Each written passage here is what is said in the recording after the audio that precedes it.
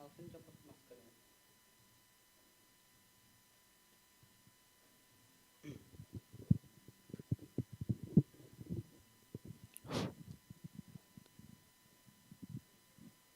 Sebelumnya, rekan-rekan peserta kajian dimohon untuk mempersiapkan diri, dan sebelum kajian dimulai, izinkan saya sebagai MC untuk menyampaikan beberapa hal.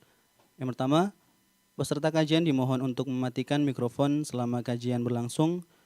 Yang kedua, peserta kajian dimohon untuk dapat menyalakan kamera apabila sinyal mendukung. Dan yang ketiga, peserta kajian dapat mengajukan pertanyaan dengan raise hand atau mengetikkan pertanyaan baik di room chat, Zoom, ataupun live chat YouTube.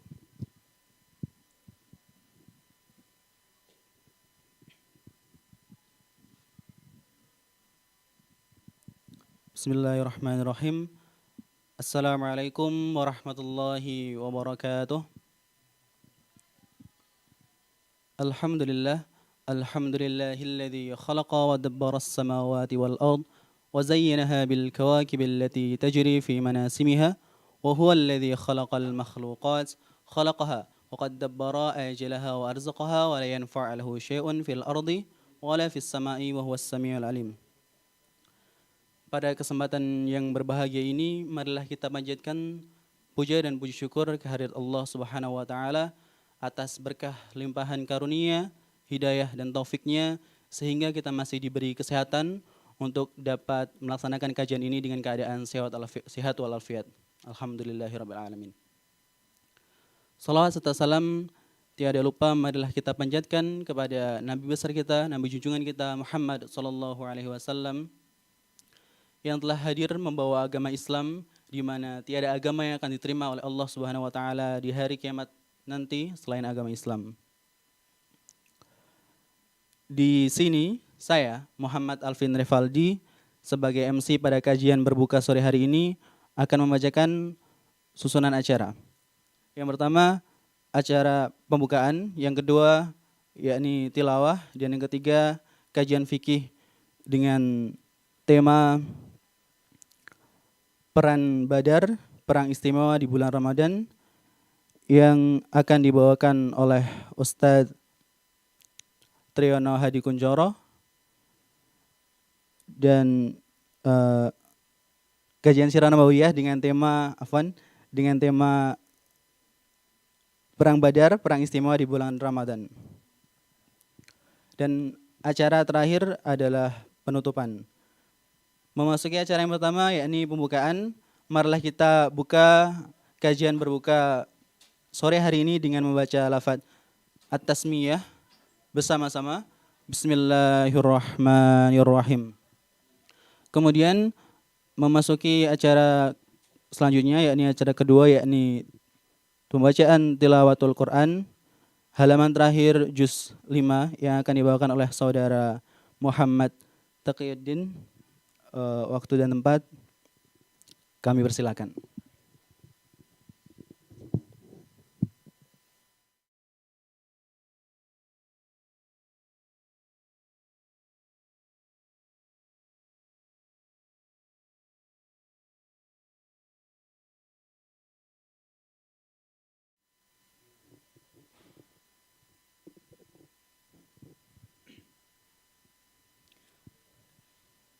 Assalamualaikum warahmatullahi wabarakatuh.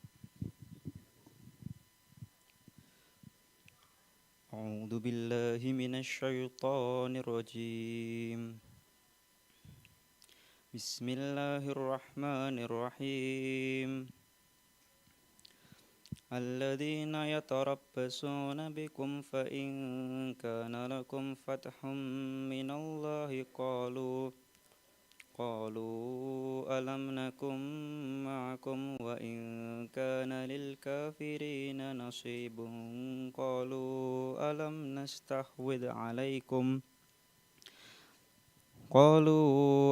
نستحوذ عليكم ونمنعكم من المؤمنين فالله يحكم بينكم يوم القيامة ولن يجعل الله للكافرين على المؤمنين سبيلا إن المنافقين يخادعون الله وهو خادعهم وإذا قاموا إلى الصلاة قاموا كسالى يراءون الناس ولا يذكرون الله إلا قليلا مذبذبين مذبذبين بين ذلك لا إله هؤلاء ولا إله هؤلاء ومن يضلل الله فلن تجد له سبيلا يا أيها الذين آمنوا لا تتخذوا الكافرين أولياء من دون المؤمنين أتريدون أن تجعلوا لله عليكم سلطانا مبينا إن المنافقين في الدرك الأسفل من النار ولن تجد لهم نصيرا إلا الذين تابوا وأصلحوا واعتصموا بالله وأخلصوا دينهم لله فأولئك مع المؤمنين فسوف يؤتي الله المؤمنين أجرا عظيما ما يفعل الله بعذابكم إن شكرتم وآمنتم وكان الله شاكرا عليما صدق الله العظيم السلام عليكم ورحمة الله وبركاته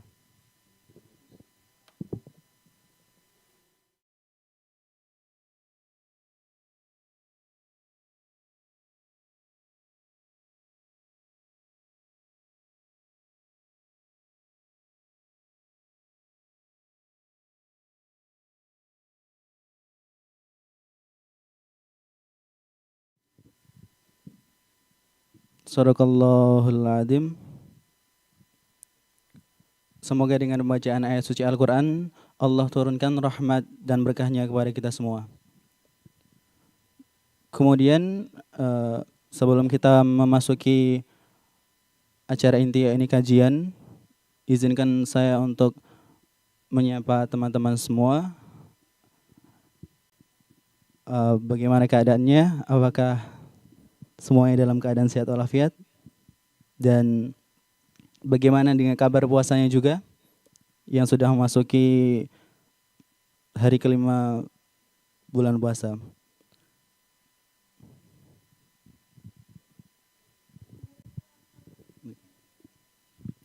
Oke, mungkin saya perlu bertanya kepada salah satu jamaah. Jamaah yang akan saya tanya yakni mungkin Mbak Nurika Zahra, bisa terdengar suara saya?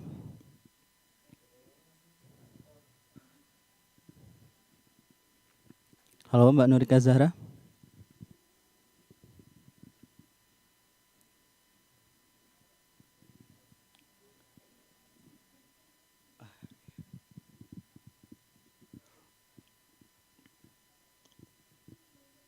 Oh, mungkin suara saya tidak terakses oleh Mbak Nurika Zahra ya.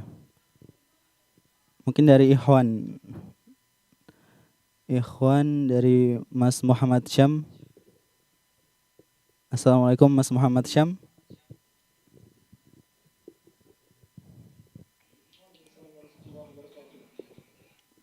Masya Allah. Bagaimana kabarnya Mas Muhammad Syam?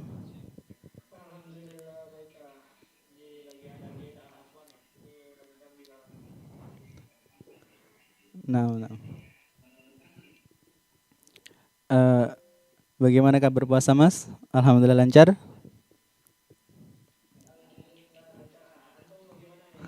Alhamdulillah lancar Ustaz.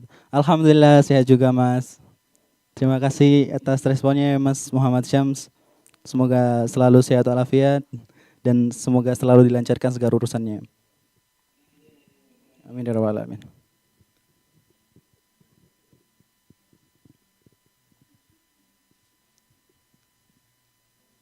Oh, mungkin karena tadi dari Ikhwan ya, sekarang dari akhwat lah biar adil gitu. Dari Ilma mungkin saudari atau Mbak Ilma, Ilma Rizka Arsanti. Apakah suara saya terakses?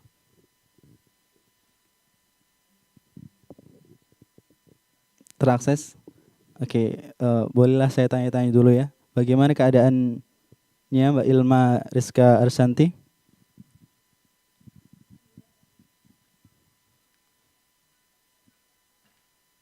Oh, alhamdulillah baik ya.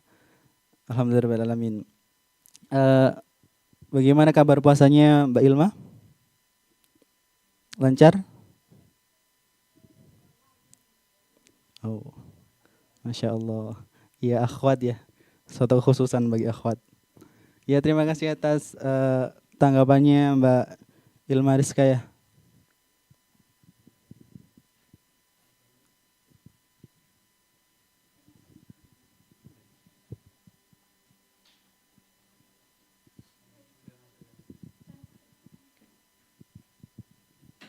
Eh, karena tadi saya sudah menyapa dua orang, akhwat satu, ikhwan satu, dan sepertinya Ustadz sudah memasuki ruang Zoom.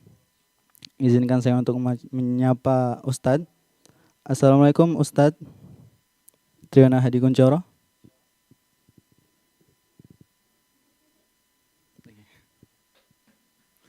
Assalamualaikum Ustadz Triana Hadi Kuncoro. Apakah suara saya terakses Ustadz?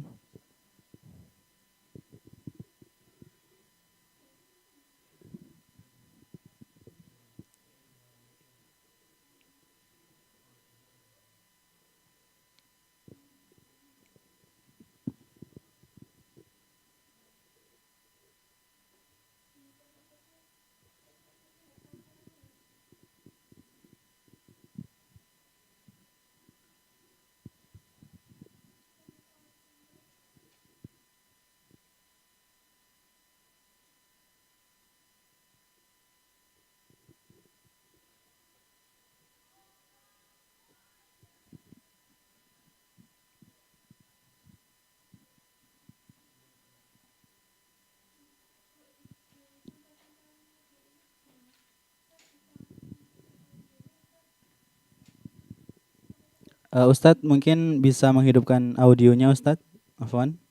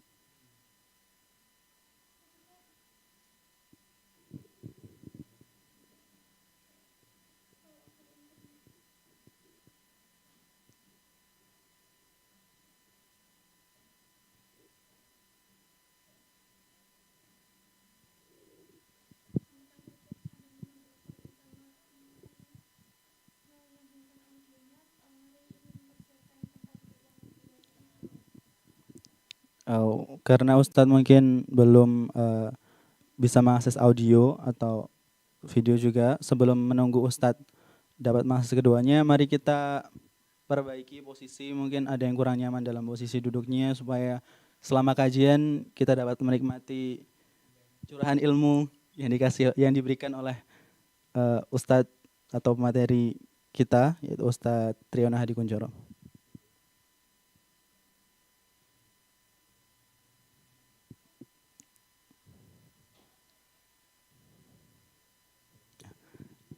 Sepertinya Ustadz sudah bisa mengakses video dan juga audionya. Izinkan saya menyapa. Assalamualaikum Ustadz. Masya Allah. Bagaimana keadaannya hari ini Ustadz? Alhamdulillahirrahmanirrahim. Ini teman-teman sudah sangat-sangat menunggu kajian dari Ustadz nih. Mungkin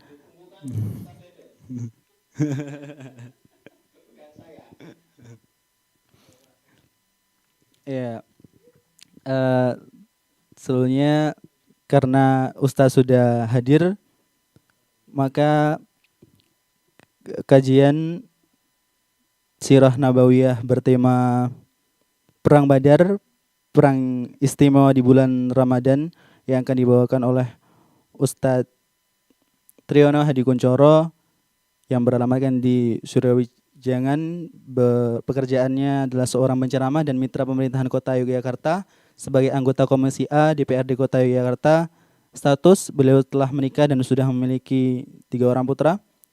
Dan sekarang memiliki banyak aktivitas sebagai pengurus RW, penceramah Lentera Rohani Radio Rejo Buntung FM, konsultan migran Institut BMI Hong Kong, serta Cermin Hati Global TV. Dan beliau memiliki moto, ingat Allah, hidup jadi tenang. Masya Allah. Kepada Ustadz, waktu dan tempat kami persilakan.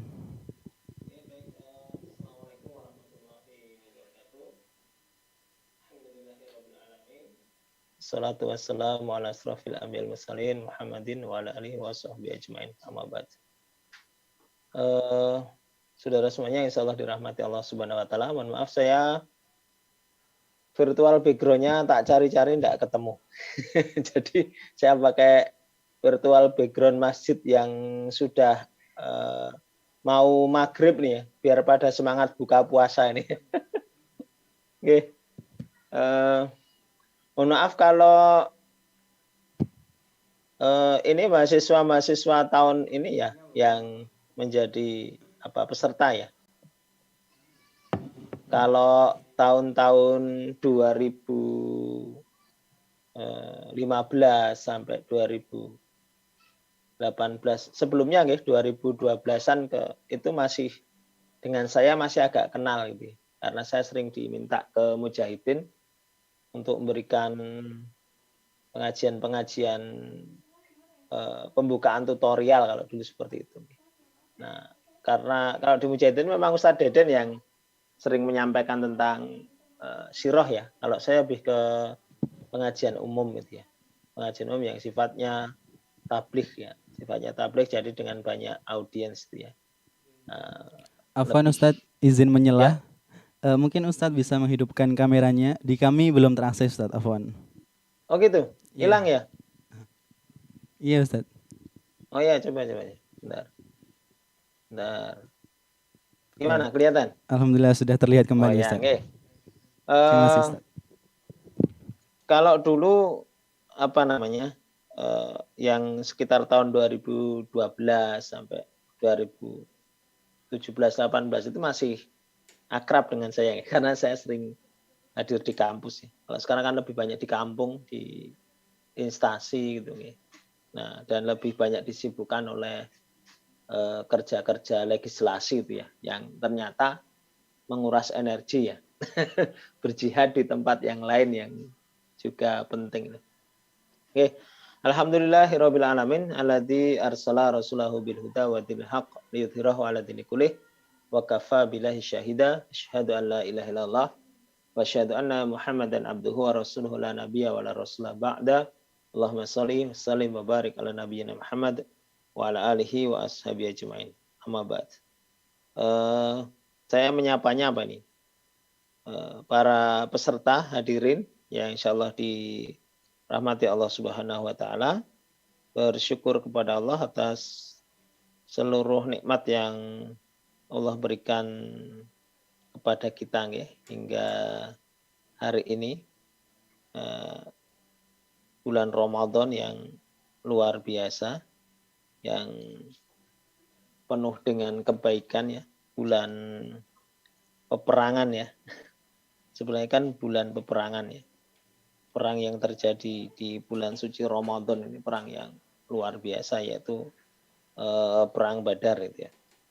Yang di dalam banyak riwayat disebutkan perang ini terjadi di bulan Ramadan di daerah yang namanya Badar, suatu daerah dekat Badar ya, di dekat Safra itu. Rasulullah ketika itu mengutus sahabatnya Basbas dan Adi bin Abi Zakba ke Badar. Keduanya sebenarnya kan disuruh mencari informasi. Mencari informasi tentang Abu Sufyan dan rombongannya. Tentang Abu Sufyan dan rombongannya yang biasa mereka orang-orang Quraisy itu kan para saudagar ya. Yang mereka berdagang itu kelasnya itu bukan hanya perdagangan lokal, tetapi sudah interlokal ya, bahkan internasional ya. Sudah lintas provinsi, lintas negara begitu ya. Nah, karena dua orang ini sifatnya kan diperintahkan untuk mengintai gitu ya. Mengintai ya.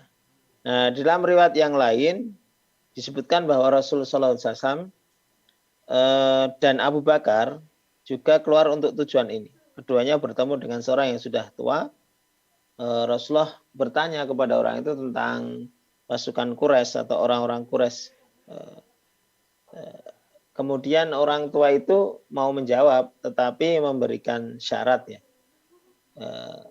mau memberitahu di mana keberadaan orang-orang Quraisy yang dipimpin oleh Abu Sufyan yang ketika itu masih menjadi musuh utama Islam, karena Abu Sufyan itu nanti masuk Islamnya kan ketika Fathu Makkah, ketika Makkah sudah ditaklukkan dan dia tidak punya pilihan lagi kecuali masuk Islam. Jadi ya mlebu Islam iki kepeksa, sudah tidak ada pilihan yang lain, tingak-tinguk, lihat kanan, lihat kiri, nggak ada yang mendukung lagi, nggak ada yang mendukung dia untuk melawan Nabi, maka terus dia masuk Islam itu. Nah, orang tua itu memberi syarat yang kemudian disetujui oleh Rasul dan Abu Bakar. Nah, kemudian dia bercerita, orang itu menjelaskan bahwa ia mendengar berita tentang Muhammad SAW dan para sahabatnya telah berangkat pada hari itu ya. Jika si pembawa berita itu benar, berarti mereka sekarang sudah sampai di tempat ini. Dan jika pembawa berita itu tentang pasukan Quraisy itu jujur, mereka sekarang berada di tempat ini juga ya. Artinya kalau para pemberi berita itu benar semuanya, hari itu mereka ketemu di Badar. Ketemu di Badar itu ya. Nah, setelah orang tua itu bercerita, dia bertanya, siapa kalian berdua? Jadi orang tua itu awalnya tidak tahu kalau yang ditemui adalah Rasulullah dan Abu Bakar. Dari mana kalian berdua? Rasulullah, kami berasal dari air.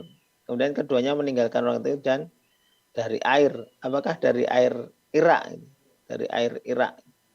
Nah, kemudian sore harinya Nabi SAW mengutus Ali, Zubair, dan Sa'ad bin Abi Waqqas radhiyallahu anhum beserta sekelompok sahabat lainnya untuk mengumpulkan data-data tentang musuhnya. Jadi perang Nabi itu bukan asal perang, bukan perang yang tanpa persiapan. Jadi Nabi juga memetakan ya, juga menyiapkan data-data tentang musuhnya seperti apa. Artinya di antara ilmu perang itu kan kamu harus mengetahui kekuatan lawanmu kan. Itu salah satu kunci kemenangan di dalam perang. Dan ini dipraktekkan oleh Nabi ya. Dia mengutus sahabat untuk mengumpulkan data-data tentang musuh-musuhnya, tentang musuh yang akan dihadapi ya. Nah, di sekitar sumur Badar. Nah, rombongan ini pun menemukan dua orang yang bertugas mengambil air untuk pasukan Makkah atau pasukan Quraisy. Jadi di daerah Badar itu ada sumur yang kemudian Ali dan kawan-kawan ini, Ali, Zubair, Sa'ad bin Abi Waqqas datang melihat dua orang mengambil air untuk pasukan Makkah atau pasukan Quraisy yang akan melawan pasukan Rasulullah dari Madinah. Mereka bertemu. Jadi seperti cerita orang tua itu bahwa keduanya pasti akan ketemu di tempat ini. Nah, mereka menangkap, Ali dan kawan-kawan itu menangkap dua orang itu. Kemudian dibawa, dihadapkan kepada Rasulullah. Dihadapkan kepada Rasulullah. Lantas mereka mulai mengorek keterangan dari kedua orang ini. Orang ini mengaku bahwa mereka berdua adalah pemberi minum pasukan Makkah. Pemberi minum pasukan Makkah. Namun para sahabat ini tidak begitu saja percaya, tidak langsung percaya. Jadi ilmu perang lagi ini ya, ilmu dalam perang Dalam interogasi itu tidak boleh langsung ketemu orang asing, tertangkap, ditanya, langsung percaya, itu nggak boleh. Bahaya itu. Bahaya. Ya, kalau dia benar, kalau dia bohong, dia mengatakan pasukanmu berapa? 100 orang, ternyata ada 1000, itu kan nanti yang menerima begitu saja berita itu menyiapkan lawan yang sedikit, ternyata yang datang lawannya cukup banyak atau lebih banyak atau berlipat-lipat. Senjatanya apa saja? Cuma tombak dan panah, ternyata mereka bawa meriam gitu kan. Nanti kan bisa jadi kalah. Nah, maka tidak boleh langsung percaya kepada kalimat-kalimat atau kata-kata atau kisah-kisah atau cerita-cerita yang disampaikan oleh orang yang ditangkap. Ini satu di antara ilmu perang. Nah, mereka tidak lantas percaya begitu saja ya. Nah, lalu mereka akhirnya dipukuli. Karena supaya ngaku terus terang ya, tidak hanya mengatakan bahwa mereka itu pemberi minum pada pasukan Mekah, dipukuli oleh Ali dan kawan-kawan. Nah, karena dipukuli mereka mengaku bahwa keduanya ini anak buah Abu Sufyan. Yo, aku ngaku. Aku anak buah Abu Sufyan. Lah, ket mau nak yo ngono. Kira-kira begitu kalau dialog itu terjadi pada masa perang Diponegoro, mungkin begitu ya. Kalau ada mata-mata musuh ketangkap, kemudian nggak ngaku kalau dia pasukan Belanda, itu dipukuli terus, oh boket mau le ngaku, gitu kan. Nah, ketika Rasulullah SAW kemudian mengingatkan para sahabatnya karena mereka telah memukul keduanya saat jujur ya, jadi Nabi juga nggak suka dengan apa yang dilakukan oleh para sahabat. Bocah wis ngaku kok diantemi ya gitu. Nah ini ya nggak tahu kalau interogasi di aparat keamanan itu disakiti untuk jujur atau jujur tetap disakiti nih ya, ini menjadi pertanyaan. Nah kemudian Nabi tidak suka dengan perilaku mereka ya, telah memukul kedua saat jujur dan membiarkan mereka saat berdusta ini. Nah kemudian Rasulullah SAW bertanya kepada keduanya tentang posisi pasukan Makkah. Mereka menjawab, mereka berada di belakang bukit di Utwatul Qudswa. Jadi pasukan musuh berada di belakang bukit. Nah ini Rasulullah sudah memiliki gambaran ya. Kira-kira strategi apa yang akan digunakan untuk melawan pasukan yang ada di belakang bukit. Karena Rasulullah itu kan dari kecil sudah ditempa oleh berbagai peperangan ya. Sejak remaja sudah mengikuti beberapa perang suku yang terjadi ya. Jadi sudah tahu strategi perang itu seperti apa. Pasukan mana yang harus berangkat duluan, pasukan panah, pasukan tombak, pasukan berkuda mana yang harus didahulukan, terus bagaimana mengatur ritme peperangan supaya tidak kehabisan tenaga, supaya tidak boros pasukan gitu ya, maju semua mati semua, ini kan konyol gitu ya. Nah, jadi perang itu ya juga perlu strategi, tidak menguaton wani ya, termasuk jihad itu bukan karena putus asa loh ya. Anak muda ini jangan sampai jihadi karena mutung ya, golek jodoh ra ento-ento, sekolah ra lulus sekolah ra nyambut gawe, jihad wae. Nah, ini konyol kalau begitu nggih. Jadi orang-orang berjihad itu ya mereka juga punya pekerjaan, bukan pengangguran gitu. Mereka juga meninggalkan dagangannya, kekayaannya, bukan nggak punya apa-apa terus bangane urip ra kanggo mbok wis. Nah, bukan seperti itu juga nih. Nah, kemudian Nabi mulai mengorek keterangan tentang jumlah pasukan. Berapa jumlah pasukan mereka. Orang ini tidak bisa menyebutkan jumlah pastinya. Mereka hanya bisa menyebutkan jumlah apa ya? Nah, unta yang disembelih setiap hari. Karena dari jumlah unta atau hewan yang disembelih itu akan ketahuan ya, kira-kira berapa ya. Kalau satu unta dihabiskan sekian orang, berarti tinggal dikalikan kan. Kalau satu orang dihabiskan 20 orang, kalau dia 10 unta kan berarti ada 200 orang. Kira-kira begitu ya. Nah, mereka menyebutkan setiap hari 9 sampai 10 ekor unta yang disembelih. Sembelih setiap hari ya. 9. Jadi, untuk konsumsi saja membelih unta itu. Ini berarti kan karena pasukan mau perang ya harus kuat ya, harus fisiknya harus dijaga, asupan gizinya harus dijaga. Tentara kurang gizi ya kalah gitu. melayu-melayu 5 kilo menggeh-menggeh itu semaput urung tembak-tembakan. Ini kan tidak lucu gitu. Nah, jadi dengan keterangan itu Nabi menyimpulkan kira-kira ada 900 sampai 1.000 orang ini pasukan musuhnya. Ada 900 sampai 1.000 orang kalau setiap hari konsumsinya 9 sampai 10 ekor unta ini ya kira-kira segitulah yang ada nih. Jadi hitung-hitungannya seperti itu ya. Nah, dua orang juga menyebutkan bahwa di antara pasukan ada beberapa tokoh Makkah. Nah, jadi di antara pasukan itu ada tokoh-tokoh Makkah yang apa ya? Yang terkenal ya, yang menjadi pemimpin di kalangan mereka ya. Ya jenderal-jenderalnya lah. Jadi ada pembesar-pembesarnya, ada jenderal-jenderal di kalangan mereka yang memang sudah terbiasa berperang juga ya. Jadi yang patut diperhitungkan. Nah, 900.000 dalam satu kitab dituliskan siapa saja muka Quraisy yang ikut, mereka ada Utbah dan Syaibah. Nah, keduanya ada Rabi'ah ya, Abul Bukhtari bin Hisham, Hakim bin Hisham, Naufal bin Quailid, Al-Haris bin Amr, Ta'imah bin Adi, An-Nadar bin Haris, Zam'ah bin Al-Aswad, kemudian ada juga Abu Jahal bin Hisham, Amr bin Hisham ya. Umayyah bin Khalaf, ini yang menyiksa Bilal, Umayyah bin Khalaf dan lainnya. Rasulullah Shallallahu Alaihi Wasallam pun berkata kepada para sahabat, Makkah telah mencampakkan para tokohnya di hadapan kalian. Lalu beliau menunjukkan beberapa tempat yang akan menjadi tempat tewasnya beberapa tokoh Quraisy. Masya Allah, ini luar biasa ya. Begitu Nabi mendengar nama-nama itu, ya kalau Rasulullah kan mendapatkan berita dari langit ya, langsung dapat bisikan dari Allah lewat malaikat Jibril ya. Langsung bisa menunjukkan kira-kira Umayyah bin Khalaf nanti matinya di sisi sana. Siapa? Abu Jahal di sisi sana, di sebelah bukit, itu di sebelah tempat air. Jadi tahu satu-satu tempat tewasnya pembesar-pembesar Quraisy itu Rasulullah tahu itu. Ini kan luar biasa ini. Karena diberitahukan oleh Allah ya.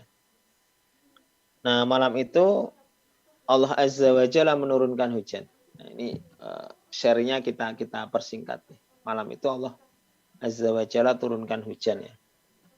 Untuk mensucikan kaum muslimin, untuk membersihkan dan memberikan rasa segar, meneguhkan telapak kaki mereka di atas bumi, dijadikan hujan tersebut sebagai bencana besar bagi kaum musyrikin. Sebagaimana Allah sampaikan di surat Al-Anfal ya, ayat 11 ya. Dan Allah menurunkan kepadamu hujan dari langit untuk mensucikan kamu dengan hujan itu dan hilangkan dari kamu gangguan-gangguan setan. Nah, ini air hujan itu untuk ruqyah. Jadi air hujan itu air yang langsung turun dari langit, yang suci, buat wudhu bisa, buat mandi bisa, buat ruqyah bisa.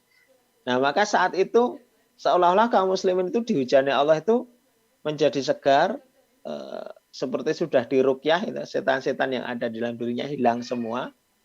Besok paginya itu berangkat berperang penuh dengan semangat dan penuh dengan penuh dengan kekuatan itu.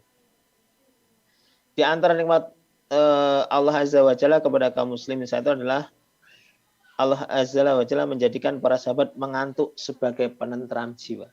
Jadi ngantuk itu di satu saat itu menjadi penentram jiwa. Jadi malam itu sahabat-sahabat itu ngantuk, tidak dibiarkan begadang oleh Allah.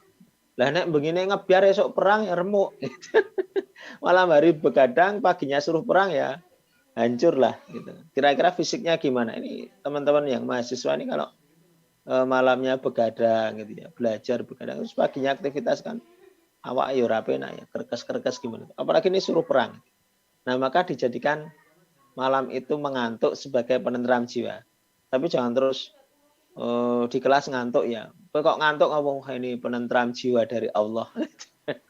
Ya, jangan begitu juga ya. Duduk-duduk ngantuk. Ngaji ngantuk, ya. Sholat tarawih ngantuk, tilawah Quran ngantuk. Kok malah ngantuk? Wah, ini penentram jiwa. Ya begitu juga nih. Rasulullah SAW membawa pasukannya mendekati mata air, mendahului orang-orang musyrik agar musuh tidak bisa menguasai air. Setelah Rasulullah menentukan satu posisi, jadi gini, ini kita akan melihat Nabi sebagai sosok pemimpin yang tidak otoriter. Di dalam banyak hal Nabi itu menguasai, tetapi di antara sedikit hal Nabi itu tidak terlalu menguasai. Ada orang-orang yang punya kemampuan lebih. Ada sahabat-sahabat yang memiliki kemampuan lebih dari Rasulullah sehingga memiliki pandangan yang berbeda, namun strategis ya, sifatnya strategis, taktis strategis ya. Nah, ketika Nabi sudah menentukan tempat, maka ada sahabat ya. Rasulullah bertanya. Saat itu Al-Habab bin Munzir mengeluarkan pendapatnya. Ya Rasulullah, bagaimana pendapat Anda tentang posisi ini? Kalau posisi ini diwahyukan oleh Allah, sehingga kita tidak boleh maju atau mundur. Jadi begini sahabat itu bahasanya ini. Yo Kanjeng Nabi, nek pancen jenengan salah ke pasukan teng mriki niki pun perintah Gusti Allah nggih pun. Kalau ditempatkannya pasukan di sini adalah perintah Allah Azza wa Jalla, sudah selesai. No comment itu. Tidak ada kata-kata lain kecuali sami'na wa ta'na. Kalau menempatkan pasukan di sini adalah perintah Allah, selesai semuanya. Wes jalan, tinggal jalan itu. Enggak ada bantahan lagi.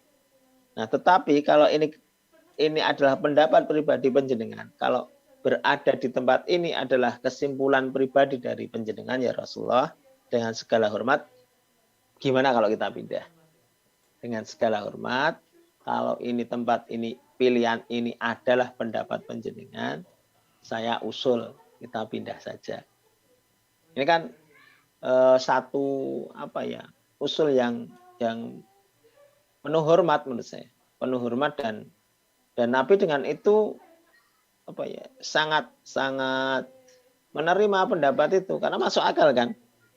Kalau tempat ini adalah perintah Allah, ya sudah kita manut, nggak akan pindah-pindah. Tapi kalau ini pendapat panjenengan, bukan karena wahyu, saya usulkan untuk pindah saja. Oke. Kemudian beliau menjawab, ini hanya pendapat siasat dan taktik perang saja. Jadi Rasul menjawab, menempatkan di tempat ini ya hanya pendapat dan taktik perang ya, siasat perang saja.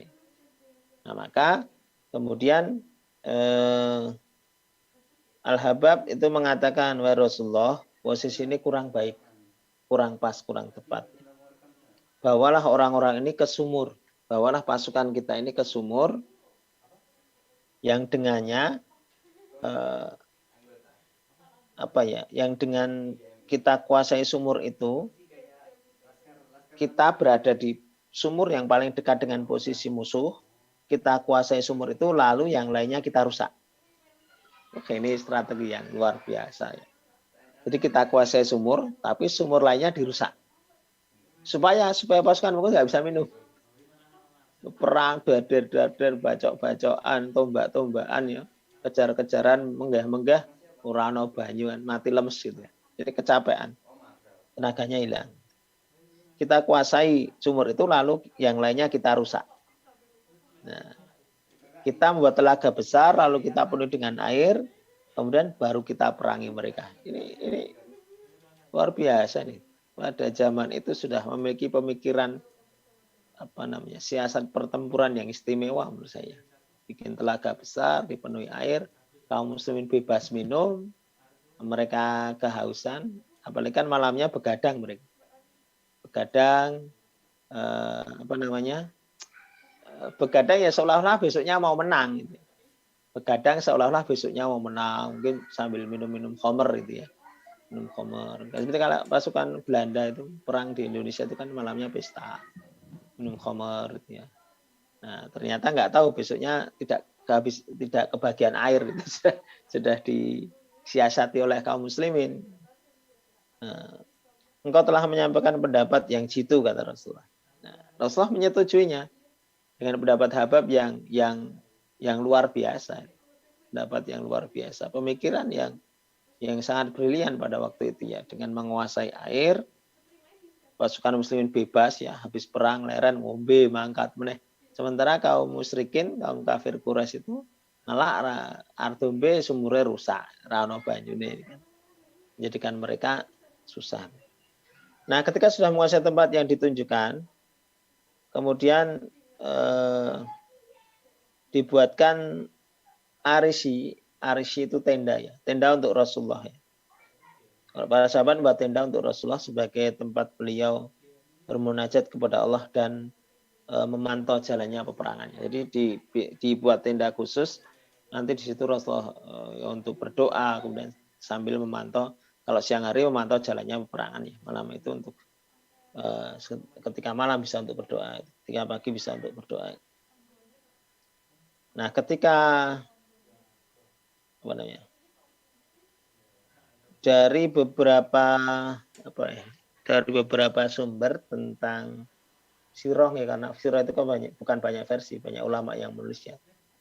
Nanti beberapa nas tentang perang Badar dapat kita pahami bahwa Rasulullah SAW ikut serta dalam perang tersebut. Jadi tidak melulu nunggu neng tendo ya, jenderal terus wah nonton tok, enggak begitu ya. Tapi beliau juga maju menerjang ke arena pertempuran, berperang memerangi orang-orang musyrik tersebut ya.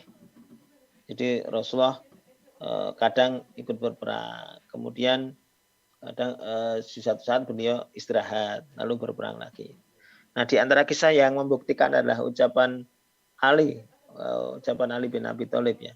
Aku memperhatikan diri kami pada saat Badar, saat itu kami berlindung dengan Rasulullah.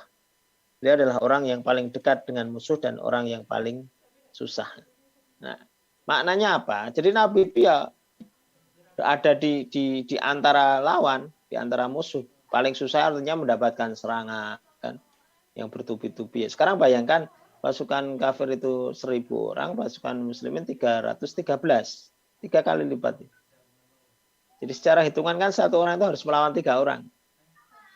Dan kadang-kadang ada yang ketika 1 lawan 1 kan ada yang satu yang dikeroyok 7, ada yang satu yang dikeroyok 5 gitu kan. Nah, itu pasti terjadi dalam satu pertempuran ini. Kira-kira kuat pasti akan dikeroyok lebih banyak. Pasti akan dikeroyok lebih banyak musuh itu ya. Dan ketika perang berkecamuk Nabi itu ya paling dekat dengan musuh. Nah, dalam riwayat yang lain diceritakan ketika peperangan sudah berkecamuk kami berlindung dengan Rasulullah SAW. Terus ada orang yang paling menderita. Tidak ada seorang pun yang lebih dekat posisinya dengan orang musyrik dibandingkan Rasulullah. Nah, kalau dari sini Rasulullah berarti di depan. Paling dekat kan. Berarti ada di depan. Tidak terus-menerus berada di tempat beliau berdoa di tendanya. Jadi terlibat langsung. Kalau jenderal sekarang kan ada di gedung terus tinggal tunjuk aktifkan rudal nomor 7. Sasaran telah terkunci, tembak. Aktifkan rudal nomor 8 dan di command center ya, di pusat pengendalian peperangan itu sudah bisa memerintahkan berbagai macam senjata untuk meluncur, baik dari tank, baik dari peluncur rudal maupun dari kapal-kapal perang, dari pesawat-pesawat tempur, bisa itu. Kalau sekarang, dulu Nabi terlibat langsung dalam peperangan tersebut. Sungguh beliau telah berperang. Nah, di antara buktinya juga, beliau bersabda kepada para sahabat, janganlah sekali-kali ada salah seorang di antara kalian yang maju kepada sesuatu sampai aku berada dekat dengan sesuatu itu. Artinya Nabi ini menjaga sahabat yang lainnya. Nah, aku durung maju, aja maju sih. Nah, beliau ahli perang. Kalau saya belum maju, kalian jangan maju dulu dan bahaya. Tidak tahu tingkat bahaya seperti apa, jangan sampai. Karena Nabi itu ngeman-eman ya, pasukan kan cuma sedikit. 313 kalau kelong separuh itu kan sudah bisa mudah dihancurkan lawannya 1.000 kan. Maka ini penuh dengan perhitungannya. Ibnu Katsir menjelaskan dalam tafsirnya, sungguh beliau telah berperang dengan sungguh-sungguh. Demikian pula Abu Bakar, sebagaimana keduanya berjihad di tenda dengan berdoa, mereka juga keluar memberikan motivasi untuk berperang dan mereka juga berperang secara fisik. Jadi ketika di tenda berdoa, ketika keluar membantu pertempuran kaum muslimin. Nah, setelah melakukan semua persiapan fisik yang memungkinkan untuk mewujudkan kemenangan di lapangan, Malam itu beliau bertadaruk, ya mohon kepada Allah. Doanya sangat terkenal ya, malam hari sebelum perang itu. Ya Allah Azza wa Jalla, ya penuhlah janjimu kepadaku ya Allah. Berikanlah apa yang telah engkau janjikan kepadaku ya Allah. Jika engkau membinasakan pasukan Islam ini, maka tidak ada yang akan beribadah kepadamu di muka bumi. Tidak ada yang menyembahmu di muka bumi. Kalau bahasanya Ustadz Salim Afilah, doanya ini ngancam. Kalau engkau binasakan pasukan ini, tidak ada yang lagi yang menyembahmu di muka bumi. Nah, pada saat berdoa tersebut Rasul kan bermujahadah ya, beristighosah, doanya sampai serbannya itu jatuh. Sampai serbannya itu jatuh dibenake oleh Abu Bakar As-Siddiq. Dibetulkan posisinya oleh Abu Bakar As-Siddiq ketika sampai serban beliau jatuh karena sungguh-sungguhnya berdoa sampai badannya bergetar istighosah.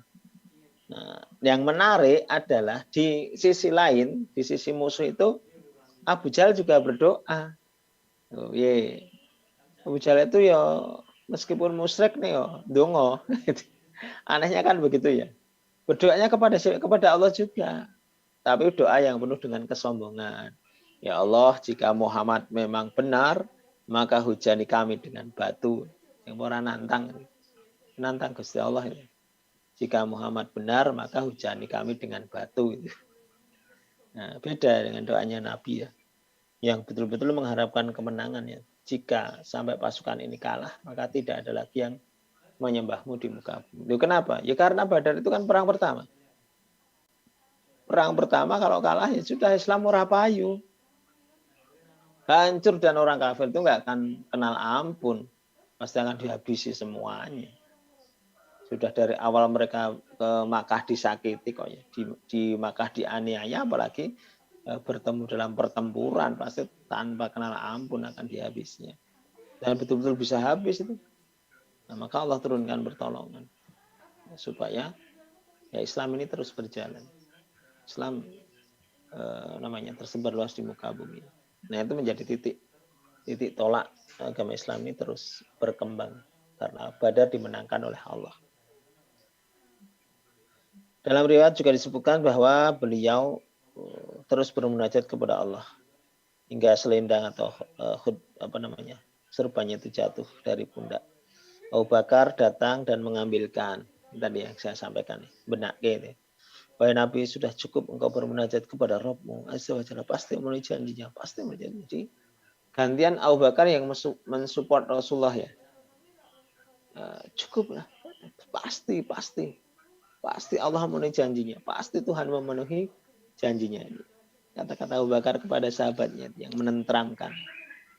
Nah, teman-teman juga begitu kalau lihat teman yang lain mau ujian skripsi atau apa sudah sungguh-sungguh ikhtiar bikin dengan baik, malah yang berdoa ya disupport ya. Allah akan memenuhi janjinya. Kamu besok lulus gitu lah. Mbok gontung kaya ngopo ora bakal lulus wae. Ngegol-goli namanya. Ngegol-goli. Ingatlah ketika kau mohon pertolongan kepada Tuhanmu, lalu diberikan bagimu, sesungguhnya aku akan datangkan bala bantuan kepada kamu dengan 1000 malaikat yang datang berturut-turut. Al-Anfal ayat 9. Ya. Jadi Allah sudah menjanjikan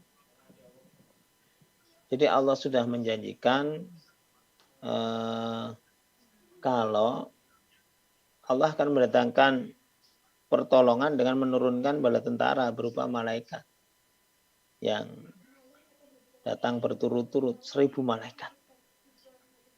Disebutkan di ayat itu disebutkan angkanya. 1000 malaikat yang datang berturut-turut. Berturut-turut itu bergelombang gitu ya. Satu. Nah, kan nanti pasukan Quraisy akan melihat pasukan putih-putih ya. Pasukan putih-putih.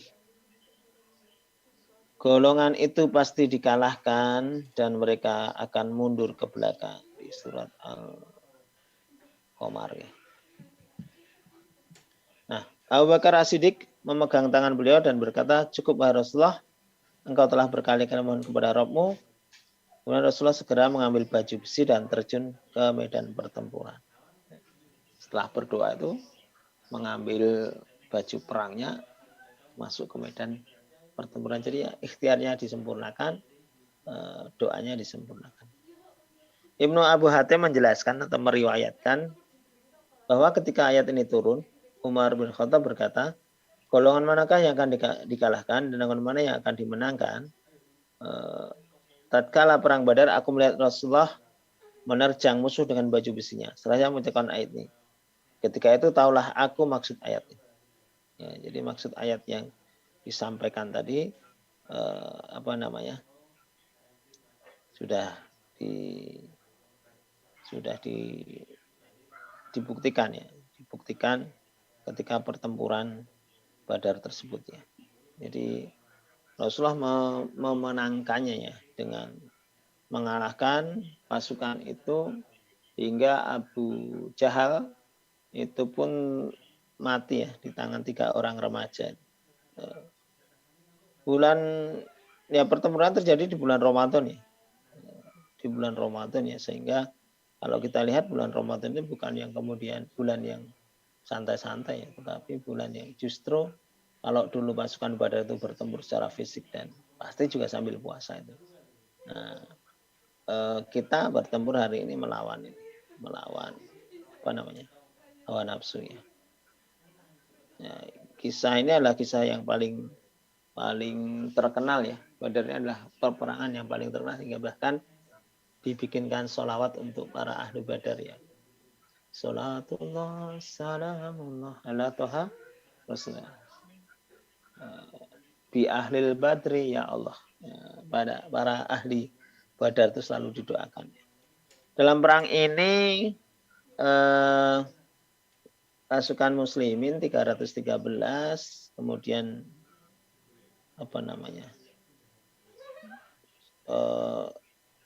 untanya itu hanya sekitar 70-an ya. 70-an ya. Kemudian sedangkan Quraisy ini memiliki 1.000 orang, 600 persenjataan lengkap, 700 unta dan 300 ekor kuda ya. Namun semangatnya beda ya. Semangatnya beda. Tujuannya juga beda. Kemudian keinginannya juga beda ya. Keinginannya juga beda ya. Kalau kita melihat ada sebelum terjadi perang ini kan ada penyergapan pasukan muslimin kepada saudagar atau rombongan dagangnya orang kafir. Sebenarnya ini bukan perampokan ya. Kalau selama ini ada yang menganggap perampokan itu salah. Karena kenapa? Karena sebenarnya kaum musyrikin itu kan mengambil harta kaum muslimin yang hijrah. Jadi rumah-rumah yang ditinggal hijrah itu hartanya kan diambil semua itu ya. Nah ini sebenarnya kaum muslimin sedang mengambil haknya itu ya. Sedang mengambil hak mereka yang diambil oleh kaum Quraisy ketika hartanya ditinggalkan di Mekah itu ya. Nah bagi kaum muslimin ini kemenangan pertama, peristiwa besar, kemenangan pertama, perang pertama yang langsung dimenangkan oleh Allah nih. Saking hebatnya sampai menamainya sebagai Yaum Al-Furqan, hari pembeda ya, di mana hari itu terlihat bedanya orang kafir dan orang muslim ya. Mereka dimenangkan atas musuh-musuhnya, diperlihatkan perbedaan antara yang hak dan yang batil gitu ya. Nah ini peristiwa besar ya, yang harus menjadi pelajaran besar juga bagi kita ya di saat ini ya. Karena dari situ kita bisa belajar ya tentang semangat, tentang kekuatan. Jadi kekuatan besar belum tentu menang, tetapi kekuatan yang bersandar pada Allah itu akan dimenangkan oleh Allah ya. Dan Allah menolong dalam perang Badar kaum yang melemah ya. Karena itu bertakwalah kepada Allah. Itu ya. Kemudian apakah tidak cukup bagi Allah membantu kamu dengan 3.000 malaikat yang diturunkan dari langit? Jadi kemenangan itu karena Allah menolong kaum muslimin dengan ribuan malaikat ya. Disinilah la haula wala quwata illa billah ya. Nasru minallah ya. Pertolongan yang datangnya dari Allah Azza wa Jalla. Nah, mudah-mudahan kita tidak hanya sekedar tahu ya, tidak hanya sekedar tahu. Jadi kalau nanti kita sering belajar Sirah Nabawiyah ya, nanti bersama Ustaz Dedan Anjar, itu nanti akan muncul pelajaran-pelajaran besar di mana pada zaman-zaman kemudian, pada zaman-zaman berikutnya itu bisa dikorelasikan artinya. Peristiwa-peristiwa yang terjadi hari ini itu nanti akan bisa disikapi seperti ketika Rasul berada pada zaman itu. Sikap-sikapnya seperti apa yang harus diambil, pelajarannya apa yang harus diambil, itu bisa diaplikasikan dalam kehidupan kekinian. Itu bisa menjadi satu ini sendiri, satu dasar bagaimana kemudian umat Islam itu mesti bersikap. Karena tipikal-tipikal orangnya nanti akan sama gitu. Tipikal orangnya akan sama. Yang model tukang fitnah, model Abu Lahab itu ada ya. Yang bengis ya, model Abu Umayyah, model Abu Jahal itu kan ada yang kemudian ya kalau sudah kehilangan teman itu akan berpaling, itu juga ada Abu Sufyan. Nah, model-model orang itu ada. Nanti di kaum muslim ini ada model-model orang yang teguh pendirian, yang kuat secara fisik, ada yang lembut, ada yang penyayang, ada yang pemurah. Itu kan nanti berbagai macam karakter bisa nampak ya. Dan ketika perang itu kan orang itu akan terlihat betul ya, siapa yang betul-betul pemberani dan siapa yang penakut, siapa yang peduli dengan orang lain, siapa yang menjaga orang lain, siapa yang punya karakter pemimpin. Ketika masa sulit itu akan nampak. Ketika masa sulit itu akan nampak. Siapa yang egois itu akan nampak ya. Dapat air diminum sendiri, temannya nggak dikasih. Nah, kalau kita itu membahasakannya sederhana ya. Kalau yang mahasiswa yang pecinta alam sering naik gunung akan tahu nih. Kalau pas peristiwa naik ke puncak gunung itu akan nampak siapa yang egois, siapa yang peduli dengan temannya, siapa yang tidak peduli, siapa yang menyembunyikan bekalnya, itu akan nampak semuanya. Jadi karakter masing-masing itu akan nampak. Di dalam perang juga begitu ya. Nah, maka kita harus banyak belajar dari situ ya. Nah, Allah alam bisawab ya. Mudah-mudahan bermanfaat yang saya sampaikan ya. Memang mungkin tidak bisa sebagus ketika mendengarkan Ustaz Deden ya, karena beliau memang ahlinya ya. Monggo panitia silakan. Waalaikumsalam. Assalamualaikum warahmatullahi wabarakatuh. Waalaikumsalam warahmatullahi wabarakatuh.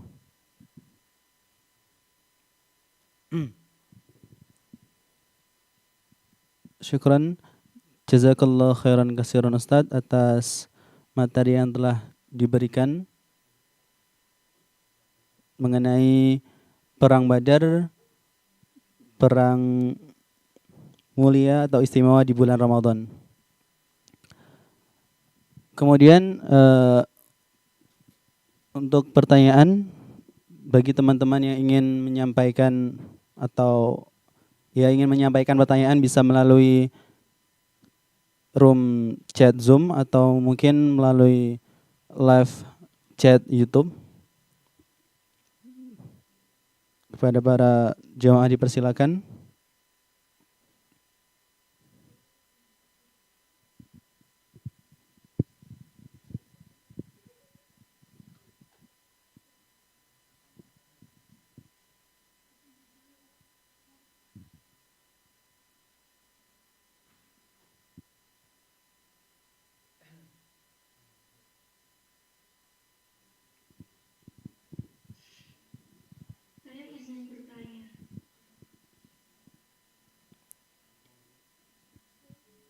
Baik, atas nama Mbak Karimah Izzatun Nisa, kepadanya dipersilakan untuk mengajukan pertanyaan.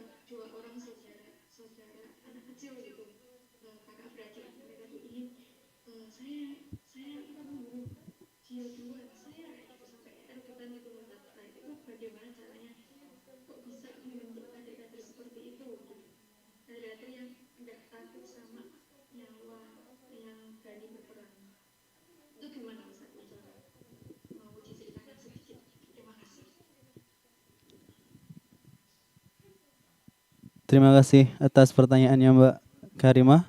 Mungkin Ustadz bersedia untuk menjawab Ustadz? Iya.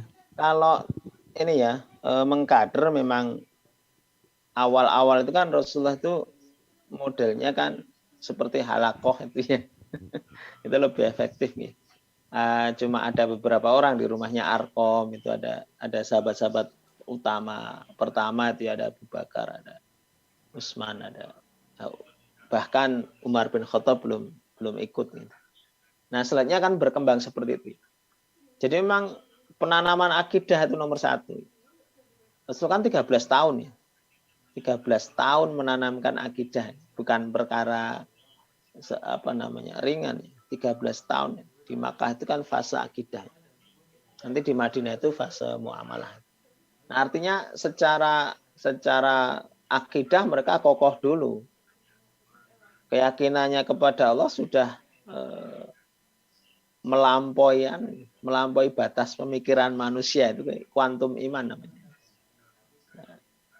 Karena itu menjadi dasar, menjadi pondasi kalau kita lihat, kita setback ke belakang ya. Kita melihat Nabi Ibrahim misalnya. Nabi Ibrahim menjadi mau menyembelih anaknya itu kan butuh lompatan keyakinan yang tinggi itu ya. Keyakinan langit ini. Keyakinan Nabi Ismail mengiyakan perintah itu kan juga. Nah, itu yang ditanamkan Rasulullah. Yang ditanamkan Rasulullah tentang akidah itu. Jika orang yang sudah meyakini Allah itu lewat semuanya. Jadi lewat semuanya. Orang mau berperang ya karena yakin. Nah, tentang dua orang ini ya, Abdurrahman bin Auf didatangi dua orang remaja dari kaum Ansor ya. Jadi orang-orang Madinah ini. Bahkan orang Madinah itu kan yang Islamnya belakangan ya, maksudnya karena Rasul hijrah di situ. Tapi dari kecil memang Madinah ini kan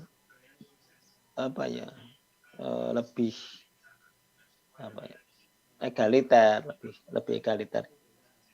Namanya Mu'az bin Amr al-Jamuh 14 tahun dan Muawis bin Afra 13 tahun. Ini ya. Jadi 14 dan 13. Kalau sekarang main game ya. Anak seusia itu ngegame. Masih ngegame, poso gelundang-gelundung. Nah, ini sudah punya tekad ya karena setiap hari mereka mendengar dakwah Nabi, dikuatkan oleh Nabi dan tahu betul bahwa Abu Jahal ini adalah musuh utama ya. Abu Jahal adalah musuh utama, orang yang paling benci dengan Rasulullah, orang yang paling ingin menyakiti Rasulullah, orang yang paling ingin membunuh Rasulullah. Itu sudah tertanam kan. Dan dua orang ini sangat mengidolakan Nabi.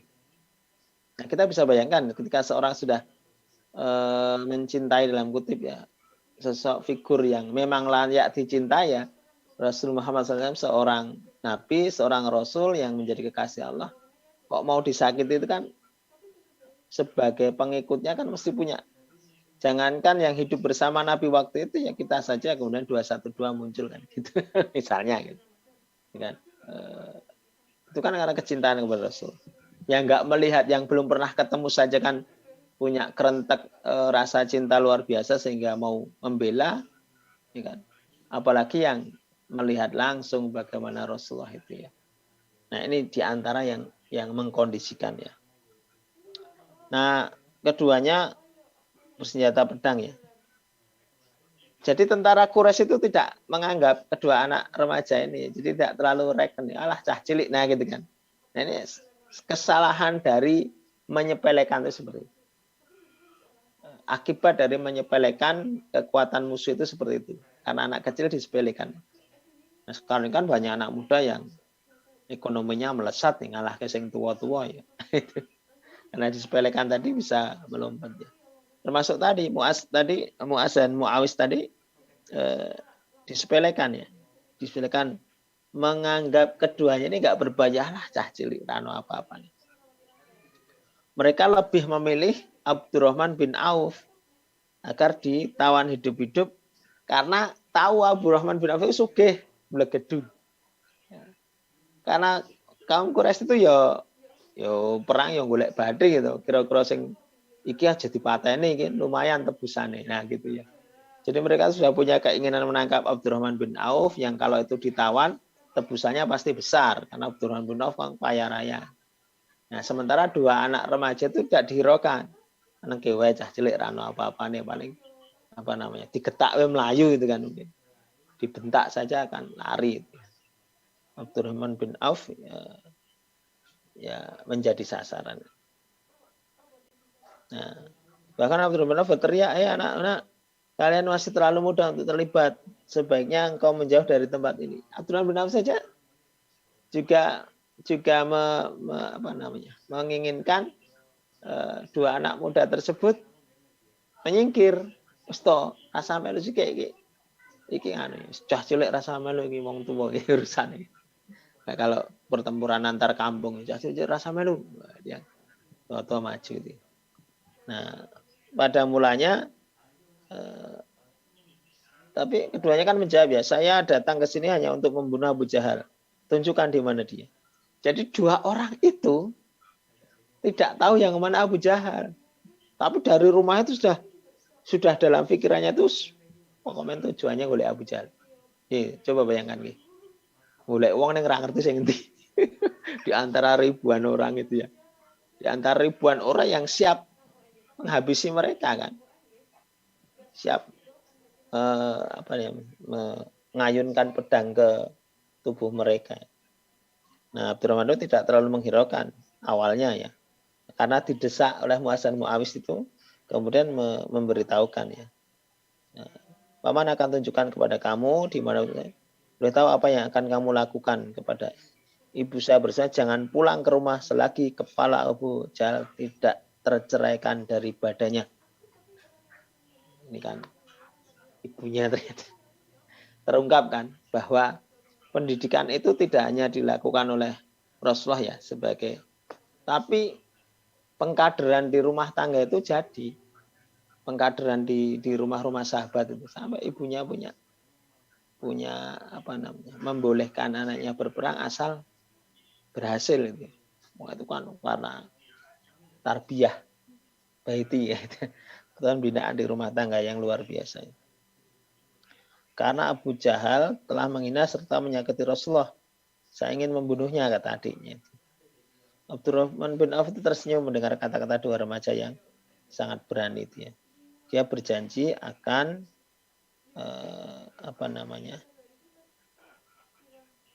dia berjanji akan menunjukkannya. Abdurrahman Abu Jahal itu kan ciri-cirinya itu kan agak cacat ya, cacat di perut karena waktu kecil bantingan sama Rasulullah ya, bulat itu kan, lututnya itu cacat karena waktu kecil bantingan sama Nabi itu ya terluka sampai dewasa nggak hilang ya. Abdurrahman bin mengatakan tuh Abu Jahal sedang berada di bawah pohon kayu yang rindang. Dia menunggang kuda sambil berteriak memberi kata-kata semangat. Jadi Abu Jahal itu berada di atas kuda menyemangati pasukan musyrikin. Terima kasih Paman. Mereka kemudian mendatanginya. Berhati-hatilah karena dilindungi oleh pasukan Quraisy. Itu beberapa hal yang bisa saya jawab dari pertanyaan tadi. Wallahu a'lam bishawab. Baik Ustadz, terima kasih. Sangat menginspirasi. Terima kasih Ustadz atas jawabannya dan tanggapannya. Mungkin dari jamaah yang lain ingin mengajukan pertanyaan, silakan bisa melalui chat YouTube atau chat Zoom, atau juga bisa open mic.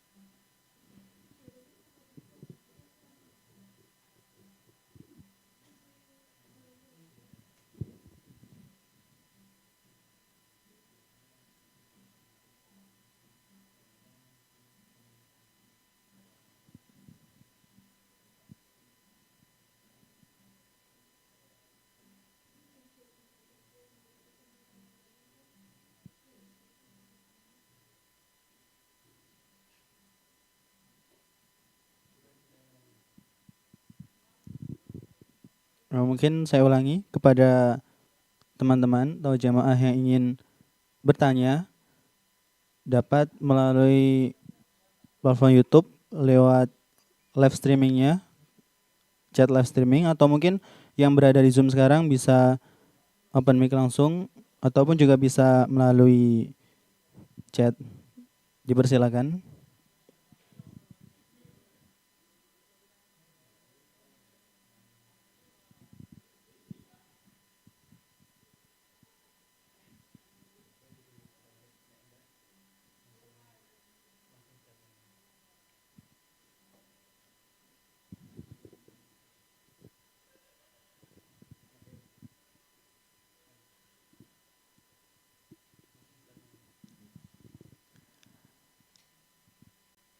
Terima kasih.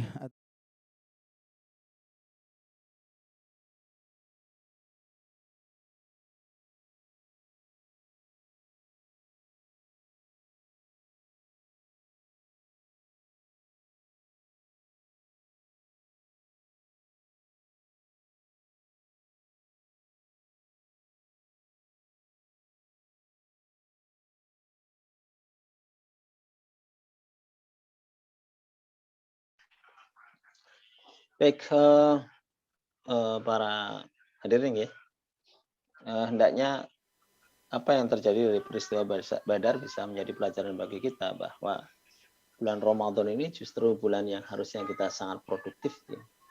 Kalau Nabi memulai menancapkan perjalanan Islam, perkembangan Islam mulai dari peperangan besar ya, yang menguras tenaga, energi, jiwa, darah, bahkan nyawa ya, dengan pertolongan Allah, maka kita pun memulai Ramadan ini atau memasuki Ramadan ini harus dengan sepenuh hati, sepenuh jiwa ya. Semua dikerahkan untuk bagaimana mendapatkan kemenangan dengan berpuasa sungguh-sungguh, dengan tilawah sungguh-sungguh, qiyamul lail sungguh, semuanya dilakukan dengan sungguh-sungguh ya.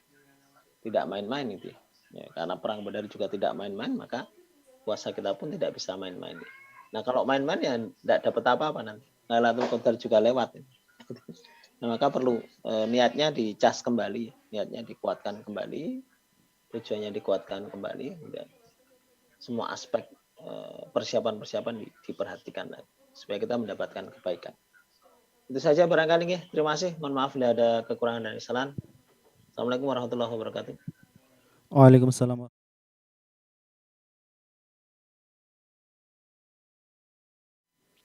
Semoga atas nasihat-nasihat tadi, terutama bagaimana tentang sistematika jihad di jalan Allah, kemudian selalu mencari ridhonya, bisa menjadi penyemangat kita untuk selalu istiqomah dalam beribadah kepada Allah. Sekali lagi kami sampaikan jazakumullah khairan katsiran kepada Ustadz Kuncoro atas materinya tentang Perang Badar, perang istimewa di bulan Ramadan. Semoga ilmu dan nasihat yang telah disampaikan dapat kami amalkan di kemudian hari dan dalam kehidupan kami. Bagi teman-teman yang masih ingin bertanya, pertanyaan bisa disimpan untuk kemudian disampaikan pada kajian berbuka berikutnya. Alhamdulillah, sampailah kita pada acara terakhir, yakni penutupan. Kami sampaikan terima kasih kepada seluruh rekan-rekan yang telah meluangkan waktu untuk hadir menyimak taujih dari Ustadz Kuncoro mengenai Sirah Nabawi tadi dengan tema Perang Badar, perang istimewa di bulan Ramadan sore hari ini. Kemudian mengingatkan kepada rekan-rekan semua untuk tidak lupa mengajak sanak saudara dan kawan-kawan untuk dapat mengikuti kajian berbuka kampus Ramadan ini di waktu-waktu yang akan datang. Informasi kegiatan Kampus Ramadan dapat diakses melalui akun Instagram Kampus Ramadan UNY di @kampusramadan_UNY. Terakhir saya akan sampaikan mohon maaf sebesar-besarnya apabila ada salah kata saya selaku MC dan kesalahan dalam membawakan acara ini. Aqulu afwan. Akhirul kalam, nun wal qalami wa ma yasturun, wabillahi taufiq wal hidayah. Wassalamualaikum warahmatullahi wabarakatuh.